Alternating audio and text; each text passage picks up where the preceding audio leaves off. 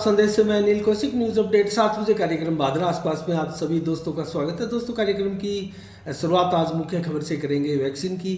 और दोस्तों, आज मैं आपको बताऊं तो खबरों में समीक्षा करेंगे। आज स्वर्गीय चौधरी लालचंद डूडी की आज पुण्यतिथि मनाई गई आर्य समाज भवन में, उसको लेकर आज समीक्षा करेंगे, क्योंकि जयदीप डूडी द्वारा आज एक प्रकार से चुनावी ताल भी ठोकी गई है। तो इसके ऊपर विस्तार से आज समीक्षा करेंगे। भादरा आसपास की खबरें भी आपको बताएंगे, मंडी का भाव आपको बताएंगे, मौसम का मिजाज भी हम आपको बताएंगे। तो दोस्तों, सबसे पहले हम लेते हैं वैक्सीनेशन की खबर से। और वैक्सीनेशन आज बम्पर वैक्सीनेशन हुआ है दोस्तों। और बम्पर वैक्सीनेशन के लिए 14,050 डोज कोविशील्ड की आज रखी गई थी। 93 केंद्र आज बनाए गए थे और अंतिम समय तक हमारे पास जिस प्रकार की सूचनाएं थी, बड़ी संख्या में वैक्सीन आज फिर बची है। तो कल फिर वैक्सीनेशन होगा और इसके लिए देर शाम को प्लान जारी होगा। तो अपने आसपास के केंद्रों पर आप फिर से, जिन्होंने वैक्सीन नहीं लगाई है, पता करें आप अपने आसपास, फिर कल आपको वैक्सीन की डोज लगती हुई मिलेगी। तो कुल मिला के दोस्तों, आज कालवास, जो कि तारनगर तहसील का गांव है, भादरा के नज़दीक की गांव में है दोस्तों। भादरा की राजनीति का यहाँ खासा प्रभाव है और यहाँ एक हनुमान मंदिर में प्राण प्रतिष्ठा का कार्यक्रम हुआ और बहुत शानदार दोस्तों कार्यक्रम आयोजित हुआ और पूरा गांव दोस्तों उमड़ पड़ा था यहाँ हनुमान मंदिर में प्राण प्रतिष्ठा को लेकर। और दोस्तों, क्षेत्रीय पूर्व भाजपा विधायक संजीव बेनीवाल, शंकर बाकर आदि अनेकों भाजपा के कार्यकर्ता भी यहाँ से भादरा से गए हुए थे। तो कुल मिला के दोस्तों, कल जो प्रशासन गांव के संग अभियान है, उसके तहत कल बोझला गांव में प्रशासन की चौपाल लगेगी। और बोझला गांव में दोस्तों कल संभवतः एमपी साहब भी आने वाले हैं। तो कल प्रशासन शहरों के संग, गाँव के संग अभियान में बोझला में आप अपने रुके हुए सभी कार्य करवा सकते हैं। इसके अलावा बोझला गांव में रात्रि चौपाल भी लगेगी दोस्तों। रात्रि चौपाल में जिला कलेक्टर महोदय स्वयं पहुंचेंगे बोझला गांव में भादरा तहसील के। तो दोस्तों, इसके अलावा आज 20 अक्टूबर है और भगवान महर्षि वाल्मीकि जी की आज जयंती धूमधाम से पूरे क्षेत्र में मनाई गई। और भादरा, राजगढ़, तारनगर आसपास से सभी क्षेत्रों में जो है जयंती कार्यक्रम आयोजित होने के समाचार हमारे पास है। और भादरा में भी वाल्मीकि समाज ने यहाँ कार्यक्रम आयोजित किया है। इसके अलावा दोस्तों, आज गुरु पूर्णिमा का भी दिन है और गुरु पूर्णिमा के अवसर पर दोस्तों, खासकर जिन व्यक्तियों द्वारा अपने गुरु बनाए हुए हैं, उन गुरुओं की एक प्रकार से आज पूजा अर्चना की जाती है, उनको याद किया जाता है, उनको दक्षिणा दी जाती है। और आज जो अपने गुरु है उनका आशीर्वाद लिया जाता है। और ऐसा दिन आज रहा। और आज 20 अक्टूबर को ही स्वर्गीय चौधरी लालचंद डूडी जी की पुण्यतिथि भी मनाई गई। और 18वीं पुण्यतिथि दोस्तों ये थी। हम अंतिम जो समाचार बताएंगे, उस समय मंडी के भाव आपको बताएंगे और मौसम का मिजाज बताएंगे। उससे पहले दोस्तों, आज प्रारंभ करते हैं हम एक समीक्षा। और समीक्षा ये करें क्योंकि जयदीप डूडी, संदीप डूडी आज एक ही जगह मंच पर बैठे हुए पाए गए। और उनके पिता स्वर्गीय लालचंद डूडी की आज जो पुण्यतिथि थी, और पुण्यतिथि के अवसर पर दोस्तों बड़ी संख्या में आज ग्रामीण क्षेत्र से लोग आए हुए थे, किसान आए हुए थे और बड़ी भारी संख्या में आज आर्य समाज भवन में भीड़ भी एकत्रित हुई थी। तो दोस्तों, आइए जानते हैं लालचंद डूडी के व्यक्तित्व से संबंधित हम कुछ अहम बिंदुओं पर प्रकाश डालते हैं। तो लालचंद डूडी निस्संदेह दोस्तों भादरा के ही नहीं, राजस्थान के एक बड़े किसान नेता के रूप में लालचंद डूडी की पहचान थी। और बड़े किसान नेताओं में लालचंद डूडी की गिनती होती थी। और दोस्तों, भैरू सिंह शेखावत के साथ मंत्रिमंडल में मंत्री भी रहे थे लालचंद डूडी। और लालचंद डूडी के समय दोस्तों, भादरा क्षेत्र में जो सिद्धमुख नहर का जो भव्य स्वरूप देखा जा रहा है, और भादरा के अधिकांश गांव इससे सिंचाई से जो जुड़े हुए हैं दोस्तों, वो देन है लालचंद डूडी की। और लालचंद डूडी ऐसे शख्स भी हैं जिन्होंने नहर की शुरुआत भी की थी। और नहर से दोस्तों इतने बड़ी संख्या में भादरा क्षेत्र के गांवों को सिंचित कराने में अपनी अहम भूमिकाओं का निर्वाह किया। तो आइए जानते हैं आखिर ये नहर किस प्रकार से आई, कब इसके लिए प्रयास प्रारंभ हुए। दोस्तों, टोहाड़ा हेड हरियाणा में है, वहाँ से बिरानी को हेड बनाने के लिए 38 किलोमीटर लंबी नहर बनाई गई थी उस समय। टोहाड़ा हेड है हरियाणा से और बिरानी गांव तक 38 किलोमीटर की नहर का निर्माण हुआ था और 5 अक्टूबर 1989 को तत्कालीन प्रधानमंत्री राजीव गांधी ने इसका शिलान्यास किया था बिरानी आकर। दोस्तों, बिरानी गांव में आए थे राजीव गांधी, तत्कालीन प्रधानमंत्री रहे। उसके बाद में दोस्तों मार्च 2002 में नहर का कार्य पूर्ण हुआ और वितरिकाएं बनाई गई और बिरानी हेड से सिद्धमुख वितरिका का शिलान्यास 30 जून 1999 को तत्कालीन मुख्यमंत्री अशोक गहलोत द्वारा किया गया। दोस्तों, आज भी मुख्यमंत्री अशोक गहलोत ही है, लेकिन उस समय भी मुख्यमंत्री अशोक गहलोत थे और उनके द्वारा जो है इसका शिलान्यास किया गया था वितरिका का। जब वितरिका बनकर पूरी तरह से तैयार हो गई थी तो 12 जुलाई को 2002 को कांग्रेस नेत्री सोनिया गांधी वितरिका का उद्घाटन करने के लिए भादरा पहुंची थी। दोस्तों, ये बहुत बड़ा क्षण था और ये तीनों ही कार्यक्रम जो है नहर को लेकर हुए वो बड़े बड़े आयोजन थे और बड़े बड़े नेता भादरा की धरती पर बिरानी पहुंचे थे। इसके बाद में दोस्तों इस नहर का जो है धीरे धीरे इसमें पानी भी आया और गांव सिंचित होते गए, खाले नाले बने। इसके बाद में दोस्तों इसमें 14 गांव सादुलपुर के शामिल हैं। वो जो कौन से गांव है दोस्तों, मैं अगर आपको बताऊं, सादुलपुर के इसमें 14 गांव हैं और बाद में जब ज्ञान सिंह चौधरी कृषि राज्य मंत्री बने थे तो दोस्तों नहर को जो मूल स्वरूप था नहर का उससे उसको भिन्न करके उसको कागजों में घुमाया, उसके बाद में उसको धरातल पर घुमा दिया गया था पूरा भादरा क्षेत्र को ज़्यादा से ज़्यादा लाभ देने के लिए। तो दोस्तों लालचंद रूडी और ज्ञान सिंह चौधरी इन्होंने दोनों ने भादरा क्षेत्र के लिए कितना कार्य किया होगा, प्रयास किया होगा, इसका अंदाजा आप लगा सकते हैं। तो सादुल शहर के 14 गांव कौन से थे?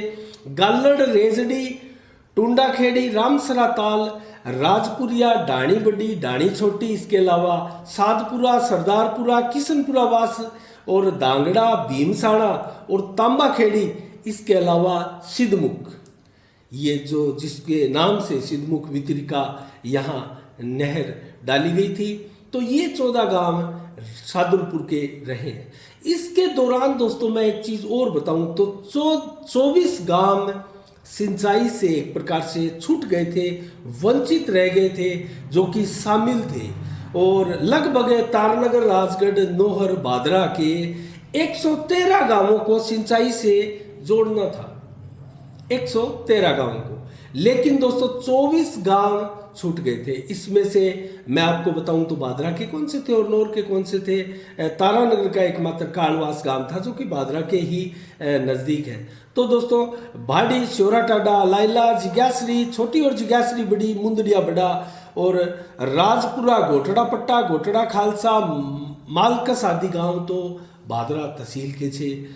और गोरखाना, ललानिया, लखासर, सांगठिया और खरसंडी, खोपड़ा, रातूसर और किकराली, ये गांव दोस्तों नोहर के थे। ये गांव सिंचाई से वंचित हो गए थे। तो कुल मिला के दोस्तों अगर मैं बताऊं तो 16,226 हेक्टेयर भूमि सिंचाई से वंचित हो गई थी और ये लगातार प्रयास जो है दोस्तों लगातार चले हैं, नेताओं द्वारा प्रयास किए गए हैं। इसके अलावा मैं आपको बताऊं तो स्वर्गीय लालचंद डूडी के प्रयास दोस्तों किसान नेता रहे हैं और 1970 के किसान आंदोलन में स्वर्गीय लालचंद डूडी ने अपनी महत्वपूर्ण भूमिका भादरा क्षेत्र के लिए नहीं पूरे राजस्थान में एक प्रकार से किसानों के लिए निभाई है। तो लालचंद डूडी को निसंदेह सबसे बड़ा हमारे क्षेत्र का किसान नेता माना जाता है और उनके 18वीं पुण्यतिथि पर एक प्रकार से उनके सुपुत्र जयदीप डूडी जो कि पूर्व संसदीय सचिव भी है, विधायक रहे हैं भादरा से, और आज दोस्तों उन्होंने चुनाव लड़ने की घोषणा की। आखिर क्यों ये घोषणाएं जयदीप डूडी द्वारा की गई है, इसका भी एक रीज़न है दोस्तों। इसका रीज़न ये है कि लगातार मैं आपको एक छोटी सी चीज़ बताता हूँ, क्योंकि उसके बगैर ये जो मैं आपको बताने जा रहा हूँ उसका कोई ज़्यादा महत्व नहीं है। 1972 में दोस्तों एक प्रकार से डूडी परिवार की राजनीति का पर्दापण हुआ था 1972 में, और सर्वप्रथम ज्ञान सिंह चौधरी के सामने जो चुनावी मैदान में डटे थे वो थे यशवंत डूडी। और दोस्तों कांग्रेस की टिकट से ज्ञान सिंह चौधरी विधायक बने थे 1972 में, प्रथम बार विधायक बने थे, और 34,554 वोट भी ज्ञान सिंह चौधरी द्वारा लिए गए थे। उस समय डूडी परिवार की तरफ से यशवंत डूडी जो कि लालचंद डूडी के भाई रहे हैं 28,887 वोट लिए थे, और उनकी राजनीति यहाँ से प्रारंभ हुई थी, और लगभग लालचंद डूडी भी साथ में ही राजनीति में आ गए थे। लेकिन यहाँ चुनाव जो है वो सर्वसम्मति से एक प्रकार से यशवंत डूडी लड़े थे। इसके बाद में 1977 में लालचंद डूडी भादरा के पहले एक प्रकार से विधायक चुने गए थे, पहली बार विधायक बने थे, और जेएनपी पार्टी से 22,705 वोट लेकर विधायक बन गए थे लालचंद डूडी, और उनकी टक्कर चौधरी दयाराम के साथ थी, और 16,967 वोट उस समय दयाराम द्वारा लिए गए थे। उसके बाद में 1985 में फिर एक बार लालचंद डूडी विधायक बने थे भादरा के, और एलकेडी पार्टी से इस बार थे। हर बार पार्टी जो है लालचंद डूडी बदलते रहे थे। 38,870 वोट लेकर लालचंद डूडी द्वारा ठोस यहाँ जनाधार प्राप्त किया गया था, और विमला चौधरी कांग्रेस की टिकट लेकर जो कि ज्ञान सिंह चौधरी की धर्मपत्नी थी, उन्होंने कांग्रेस की टिकट लेकर यहाँ चुनाव लड़ा, और 29,643 वोट विमला डूडी द्वारा लालचंद डूडी के सामने यहाँ लिए गए थे 1985 में। उसके बाद में एक बार फिर 1990 में लगातार दूसरी बार लालचंद डूडी ही विधायक बने, और इस बार वो थे जेडी पार्टी से, जनता दल से, और 47,217 वोट इस बार लालचंद डूडी को मिले थे। तो वोटों का जो क्रम है वो वोट भी बढ़ते गए थे, और वोटों का क्रम जीत का जो अनुपात है वो भी बढ़ता गया था। इस बार उनके सामने चुनावी मैदान में ज्ञान सिंह चौधरी थे जो कांग्रेस की टिकट लेकर डटे थे, तो ज्ञान सिंह चौधरी को भी 35,276 वोट यहाँ मिले थे। इसके बाद में भी लालचंद डूडी 93 का भी चुनाव लड़े थे भाजपा की टिकट से, लेकिन चुनाव हार गए थे। ज्ञान सिंह चौधरी यहाँ से निर्दलीय उम्मीदवार जीते थे, और 45,875 वोट ज्ञान सिंह चौधरी को यहाँ मिले थे। लालचंद डूडी को 30,270 वोट यहाँ से प्राप्त हुए थे।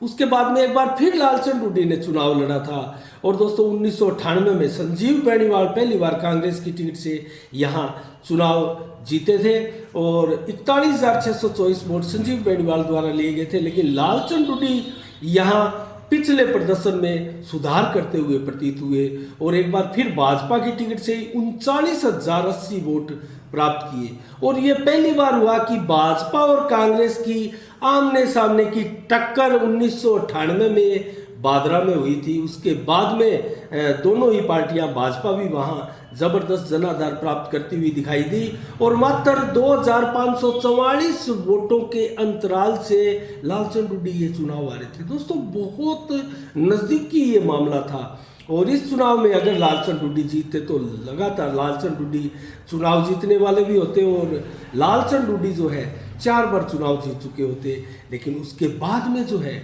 लालचंद डूडी का स्वास्थ्य भी खराब रहने लगा था, और 2003 में डॉक्टर सुरेश चौधरी ने ताल ठोकी कांग्रेस निर्दलीय के रूप में, और 37,993 वोट लेकर विधायक भी बने थे। लेकिन इस बार लालचंद डूडी का देहांत भी हो चुका था, और बिमला डूडी को भाजपा की टिकट मिली थी, और बिमला डूडी जो लालचंद डूडी की धर्मपत्नी, और आज दोस्तों जो श्रद्धांजलि सभा हुई, एक प्रकार से पुण्यतिथि का जो आयोजन था वहाँ बिमला डूडी जी मौजूद रही थी और उन्होंने भी एक भावुक अपील की थी। हमने अलग से एक वीडियो भी बनाया है, ज़रूर वीडियोस आप देखिएगा। 3 अलग अलग वीडियोस हमने इस कार्यक्रम के बनाए थे दोस्तों, तीनों के अलग अलग महत्व है। आप तीनों वीडियो ज़रूर देखिएगा, आपको पूरी राजनीति भी समझ आएगी और कार्यक्रम के बारे में पता लगेगा और भविष्य की राजनीति के कुछ हिस्से इसमें छुपे हुए, आप अंदाज़ा लगा सकते हैं भविष्य में क्या होने वाला है। तो दोस्तों बिमला डूडी यहाँ से चुनाव लड़ी और 33,327 वोट बिमला डूडी ने भी लिए। और दोस्तों महज थोड़े से अंतराल से यहाँ जो है चुनाव आ रही थी बिमला डूडी, मात्र 4,666 वोट, अर्थात 5,000 का भी अंतर नहीं था हार जीत में। और यहाँ डॉक्टर सुरेश चौधरी महज थोड़े से वोटों से चुनाव जीते थे। इसके बाद में 2008 में फिर जयदीप डूडी भारी बहुमत के साथ विधायक बने थे और सारे रिकॉर्ड तोड़ दिए थे उन्होंने। 76,000 वोट लेकर 76,071 वोट जयदीप डूडी द्वारा लिए गए थे और सारे के सारे रिकॉर्ड ध्वस्त हो गए थे। पहली बार इतना भारी जनाधार मिला था। उसके बाद में दोस्तों 5 साल में कुछ ऐसा हुआ कि जयदीप डूडी जो है इतने लोगों को नहीं संभाल पाए। जो 76,000 लोगों का कुनबा जयदीप डूडी अर्थात डूडी परिवार से जुड़ा था, उस कुनबे को कहीं ना कहीं डूडी परिवार संभालने में नाकाम सिद्ध हुआ और अगले ही चुनाव में दोस्तों महज 11,680 वोटों पर कांग्रेस की टिकट मिली और सिमट कर जनाधार सिकुड़ चुका था। तो ये दोस्तों बताना बहुत अहम था क्योंकि जयदीप डूडी का यहाँ एक बहुत बड़ा टर्निंग पॉइंट आया और एक प्रकार से भादरा की राजनीति से उनको हांसिए पर धकेलने की एक प्रकार से कोशिश की गई थी अन्य राजनीतिज्ञों द्वारा। दोस्तों एक चीज़ मैं ज़रूर कहना चाहूँगा, भादरा की राजनीति में अब तक धुरंधर राजनीतिज्ञ चौधरी लालचंद डूडी किसान नेता रहे हैं, ज्ञान सिंह चौधरी भी रहे हैं। उनके बाद में अगर धुरंधर नेता किसी को माना जाता है तो वो संजीव बेनीवाल है। इसके बाद में अगर किसी को धुरंधर नेता माना जाता है तो वो जयदीप डूडी है निसंदेह। तो जयदीप डूडी अब प्रयासरत है कि दोबारा अपनी खोई हुई जमीन को तलाश करे और खोए हुए जनाधार को कैसे प्राप्त करे। दोस्तों इसी की परिणति थी कि किसान नेता चौधरी लालचंद डूडी की उस छवि को बुनाया जाए। दोस्तों अभी तक जब जयदीप डूडी ने चुनाव जीता था 2008 में, मैं आपको बता दूं, तो उस समय भी किसान नेता चौधरी लालचंद डूडी का उन्होंने इतना बेनिफिट नहीं लिया था, कहीं ना कहीं चूक कर गए थे। लेकिन दोस्तों लालचंद डूडी के आकस्मिक एक प्रकार से निधन से और लालचंद डूडी की धर्मपत्नी विमला डूडी के भी एक बार चुनाव हार जाने से हुई सिंपैथी के चलते जयदीप डूडी को बम्पर जनाधार मिला था। कहीं ना कहीं ये ही फैक्टर जो है वो भादरा की राजनीति में काम कर रहा था और जयदीप डूडी ने समझा कि ये उनके परिवार की लोकप्रियता है और ये उनके परिवार के जो वोट बैंक है वो वोट बैंक है। वोट बैंक नहीं होता किसी प्रकार राजनीतिज्ञ का एक प्रकार से स्थायी वोट बैंक नहीं होता। दोस्तों जिस प्रकार से राजनीति में कोई स्थायी दुश्मनी या दोस्ती नहीं होती, उसी प्रकार से राजनीति में कोई स्थायी वोट बैंक भी नहीं होता। एक बार आपने बागडोर ढीली की कि दूसरे नेता के यहाँ वो वोट बैंक खिसक जाता है और जयदीप डूडी का वोट बैंक बलवान पूनिया के खाते में चला गया और बलवान पूनिया के साथ दोस्तों जयदीप डूडी का सारा कुनबा हमें पिछले 2 चुनावों से हम देख रहे हैं लगातार। और पिछले 2 चुनावों से जयदीप डूडी भारी राजनीतिक गलती करते हुए आ रहे हैं। एक जयदीप डूडी द्वारा एक प्रकार से बलवान पूनिया की बी टीम बनकर यहाँ प्रदर्शन किया गया और इसका खामियाजा जयदीप डूडी ने भुगता है और एक चुनाव नहीं लड़ा और दूसरे चुनाव में डॉक्टर सुरेश चौधरी को कांग्रेस की टिकट मिल गई। तो ये बहुत लंबा गैप इस बार 10 सालों का हो चला है और 10 सालों के गैप के बाद में एक बार भादरा की जनता जरूर वो चीज़ें बुलाकर नेताओं को एक बार पुनः मौका देने का सोचती है। लेकिन इस बार इसी पायदान पर और इसी राजनीतिक जो शख्सियत है संजीव बेनीवाल, वो भी एक प्रकार से उसी लाइन में खड़े हैं कि एक बार उनको भी दोबारा मौका मिले। तो दोस्तों किसको मौका जनता देती है, ये तो भविष्य के गर्भ में, ये तो भादरा की जनता को तय करना है कि वो दोबारा बलवान पूनिया को पुनः भादरा की राजनीति में काबिज करे, या फिर जयदीप रूडी को, या फिर संजीव बेनीवाल को, जो कि जयदीप लालचंद जी डूडी और ज्ञान सिंह चौधरी के बाद में सबसे बड़े नेता बनकर उभरे हैं। और उनकी राजनीति भी दोस्तों बहुत स्ट्रॉन्ग और मजबूत राजनीति रही है। जयदीप रूडी आज महसूस कर रहे हैं कि वो कहीं ना कहीं एक बार पुनः गांव में आए। और दोस्तों मैं आपको बताऊं तो पिछले 10, 15, 20 दिनों से लगातार जयदीप रूडी गांव का दौरा कर रहे हैं और 15-20 गांव का उन्होंने दौरा भी कर लिया। और ऐसे में जब किसान जो है खेतों में लगे हैं, कोई अपनी फसलें निकालने में लगा है, कोई किसी प्रकार की अपनी अलग अलग उलझनों में उलझे हुए हैं, तो ऐसे में ज़्यादा तवज्जो नहीं मिली। कुछ एक परिवारों से मिलकर जयदीप रूडी जो है वो वापस आए हैं और आज उन्होंने ये बातें भी कही है। रिस्पॉन्स बेशक उनको अच्छा मिला है। और आज जिस प्रकार से भीड़ हुई है, वो चेहरे कौन थे जो बलवान पूनिया के साथ जा चुके थे, उन्हीं चेहरों को हमने आज जयदीप रूडी की इस एक प्रकार से बैठक में कहें, या स्वर्गीय लालचंद रूडी की 58वीं पुण्यतिथि कहें, इस पुण्यतिथि पर हमें वो चेहरे दिखाई दिए जो कहीं ना कहीं बलवान पूनिया के साथ जा चुके थे। तो क्या बलवान पूनिया की राजनीति का यहाँ खोखलापन दिखाई देने लगा है? क्या बलवान पूनिया की राजनीति एक प्रकार से डावाडोल हो चली है?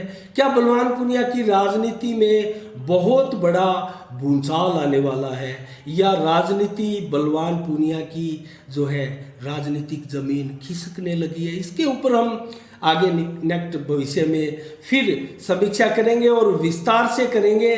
दोस्तों आज की समीक्षा में एक प्रकार से इतना ही, क्योंकि आज संदीप रूडी ने भी भावुक अपील की है और बिमला डूडी जो कि लालचंद रूडी की धर्मपत्नी है, उन्होंने भी भावुक अपील की है कि आप मेरे बेटे को एक बार पुनः यहाँ क्षेत्र का विधायक बना दो।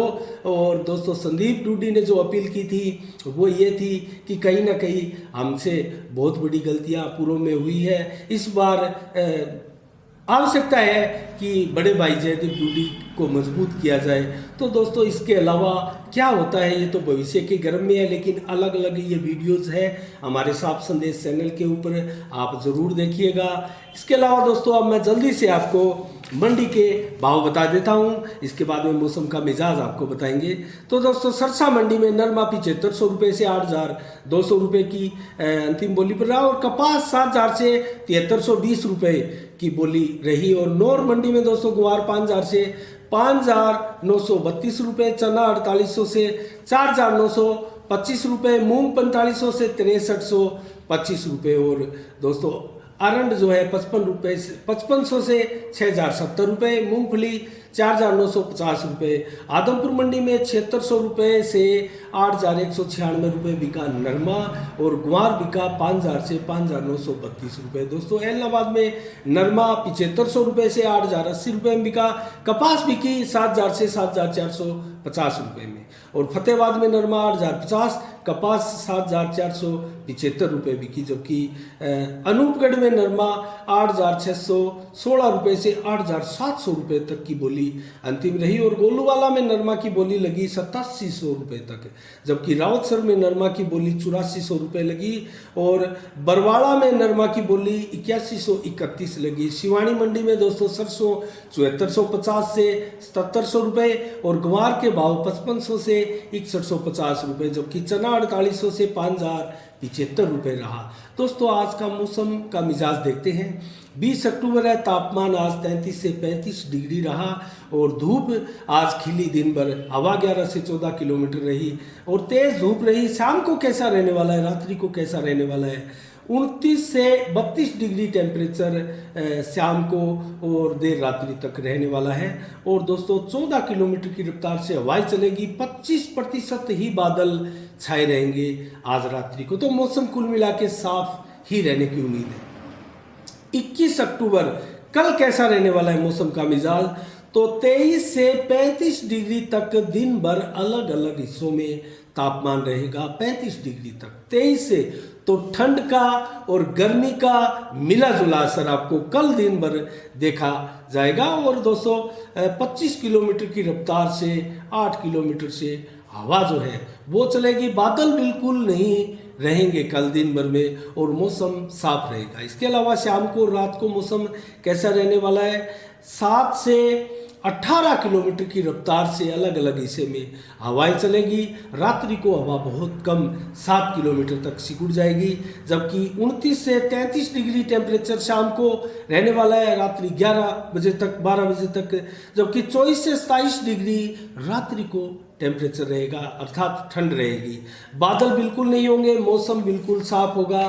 तो दोस्तों आज की बादरा आसपास की खबरों में इतना ही और आज की समीक्षा में इतना ही। कल ठीक शाम 7 बजे फिर आपसे रूबरू होंगे नए समाचारों के साथ, नई समीक्षा के साथ। तब तक के लिए मुझे दीजिएगा इजाजत। साफ संदेश से मैं अनिल कौशिक, नमस्कार, जय भारत, जय जय राजस्थान।